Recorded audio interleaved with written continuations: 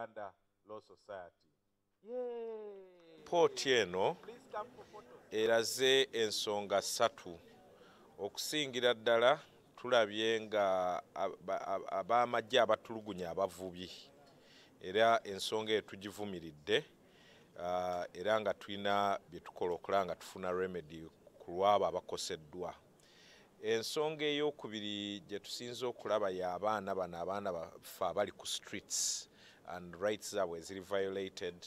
Emabega awo tuwuliddeko nti gavumenti erina kyetadde mu nteeko okulaba nga bajjako ng'ate ebafunira wabeera. Era ekyo tukisanyukidde naye era nga kyali kivumirira eddembe ly'obuntu. Tulabye okutta bannayuganda ne laxity mu security. Twalaba omusajja owa booda eyattibwa mu ngeri y'entiisa era ensonga eyo ne tugivumirira mu ripooti eno n'ebirala ebyekuusa ku ebyo. Accountability, tulabye ssente babuyita obulabbayi, obukennuzi n'obulabbayi.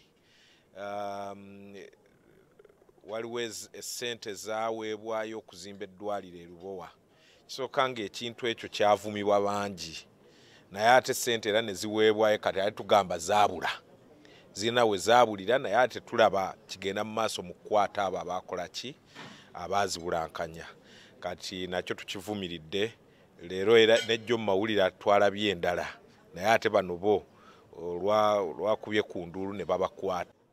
Ensonga y'amagye mu poliisi etweraliikiriza.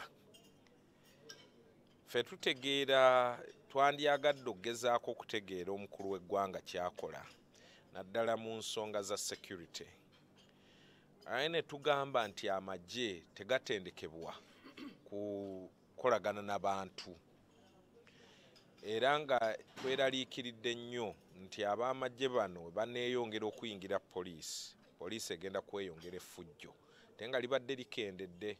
Era tujjukira ebiseera bya Kayihura, poliisi yakyukira ddala ng'olabira ddala abantu abatamanyi kye bakola, abantu abatulugunya abantu abatta abantu.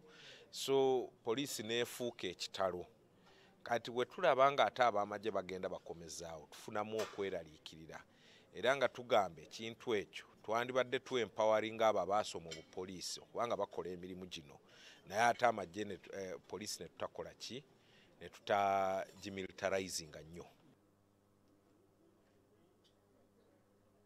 On Peter Kinobe nga ye president w'ekibiina ekitaba bannamateeka mu Uganda, Uganda Law Society. Abatuuze mu disitulikiti empya ey'Ekazo bakyajaganya oluvannyuma lw'okufuna disitulikiti yaabwe empya eyatandise okukola mu mwaka gw'ebyensimbi guno. Disitulikiti y'Ekazo y'emu ku ggombolola